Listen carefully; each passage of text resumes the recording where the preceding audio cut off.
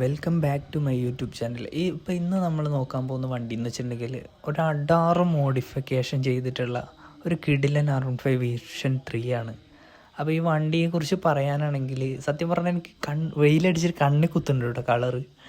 അപ്പോൾ ഇതുപോലുള്ള വണ്ടികളൊക്കെ ഇഷ്ടപ്പെടുന്നവരുണ്ടെങ്കിൽ ജസ്റ്റ് ഒന്ന് കമൻറ്റ് ചെയ്തേക്ക്. അപ്പോൾ ഈ വണ്ടിയിലെ ഡീറ്റെയിൽസിലേക്ക് കിടക്കാം. എറൗണ്ട് ഏകദേശം ഒരു 60,000 രൂപേൻ്റെ മോഡിഫിക്കേഷൻ ഈ വണ്ടിയിൽ ഇപ്പം തന്നെ ചെയ്തിട്ടുണ്ട്. ഫ്രണ്ട് നോക്കുകയാണെങ്കിൽ ഫ്രണ്ടിൽ കുഞ്ഞിന് 2 ലൈറ്റ് കാണാം നമുക്ക്. പിന്നെ എന്താ വെച്ചിട്ടുണ്ടെങ്കിൽ ബാക്കിൽ സത്യം പറഞ്ഞാൽ വണ്ടീൻ്റെ ബാക്ക് കാണുമ്പോൾ എനിക്ക് തോന്നിയത് ശരിക്കും പറഞ്ഞാൽ ബെൻലി 600 അതിൻ്റെ ഒരു കട്ടൊക്കെ തോന്നിയിട്ടുണ്ട്. എനിക്കത് തോന്നാൻ കാരണം മറ്റൊന്നുമല്ല, ജസ്റ്റ് നിങ്ങൾ ഈ വണ്ടീൻ്റെ ബാക്ക് ഒന്ന് ശ്രദ്ധിച്ചാൽ തന്നെ നിങ്ങൾക്ക് ജസ്റ്റ് മനസ്സിലാവും. അത് സത്യം പറഞ്ഞാൽ ബാക്കിൽ സീറ്റും കൂടി ഉണ്ടായിരുന്നെങ്കിൽ ബാക്കിലിരിക്കുന്നതിൻ്റെ ബാക്ക് കൂടെ വരെ തീ പറക്കേണ്ട അവസ്ഥയായിരിക്കും. അപ്പോൾ വണ്ടീനെ കുറിച്ച് കൂടുതൽ ഡീറ്റെയിൽ പറയാമെന്ന് വെച്ചിട്ടുണ്ടെങ്കിൽ നമുക്ക് വണ്ടി ഓടിച്ചുകൊണ്ട് തന്നെ സംസാരിക്കാം.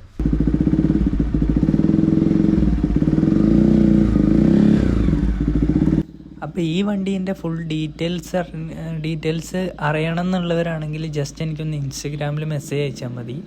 ഇതിൻ്റെ ഓണറുടെ അക്കൗണ്ട് ഞാൻ നിങ്ങൾക്ക് ഷെയർ ചെയ്ത് തരാം. സത്യം പറഞ്ഞാൽ ഈ വണ്ടി നമ്പർ പ്ലേറ്റ് ഇല്ലാണ്ടെന്നല്ല, RTO അങ്ങനെ കണ്ടു കഴിഞ്ഞാൽ ഈ വണ്ടി പിന്നെ ഒരിക്കലും കിട്ടില്ല എന്ന ഒരു കണ്ടീഷനിലാണ് ഈ വണ്ടി ചെയ്ത് വച്ചേക്കുന്ന വർക്ക്.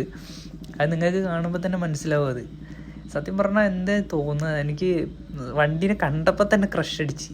ഞാനിത് ഫസ്റ്റ് ടൈമാണ് ഈ വണ്ടി കാണാൻ വരുന്നത് കേട്ടോ. ഈ വണ്ടി കാണാൻ വേണ്ടിയിട്ടാണ് ഞാൻ മലപ്പുറം വരെ പോയതും. സത്യം പറഞ്ഞാൽ ഇപ്പോൾ ഓടിക്കുന്ന സമയത്ത് കിട്ടുന്നൊരു ഫീലുണ്ട്. ആൾക്കാരൊക്കെ സത്യം പറഞ്ഞാൽ റോഡിലിറങ്ങുമ്പോൾ കണ്ണെന്തെല്ലാം നോക്കിയേക്കാണ് ഇത് എവിടത്തെ വണ്ടിയാണെന്നുള്ള രീതിയിൽ. പണ്ട് കാലങ്ങളിൽ, അതായത് R15 ഒക്കെ ഇറങ്ങുന്നതിന് മുന്നേ ആണെങ്കിൽ RC200 ആയിരുന്നു റോഡിലെ ഒരു തരംഗം എന്നൊക്കെ വേണമെങ്കിൽ പറയാം. പക്ഷേ R15 ഇറങ്ങിയതിന് ശേഷം ഈ കുഞ്ഞു പിള്ളേരുടെ മനസ്സിൽ വരെ ഒറ്റ അടിക്ക് അടിച്ച് കയറിയൊരു വണ്ടി തന്നെ വേണമെങ്കിൽ പറയാം. അതിന് കാരണം മറ്റൊന്നുമല്ല, ജസ്റ്റ് ഒരു സ്റ്റിക്കർ ഒട്ടിച്ചാൽ വരെ ആ വണ്ടി കാണാൻ ഒടുക്കത്തെ ലുക്കാണ്. അതിൻ്റെ സ്പോട്ടി ലുക്ക് കൊണ്ടായിരിക്കും ചിലപ്പം. പക്ഷെ മുൻപ് പലതവണ R15 കണ്ടിട്ടുണ്ടെങ്കിലും ഇതുപോലെ വർക്ക് ചെയ്തൊരു വണ്ടി എൻ്റെ ലൈഫിൽ എനിക്ക് ആദ്യമായിട്ടാണ് കാണാൻ പറ്റിയതും ഓടിക്കാൻ പറ്റിയതും.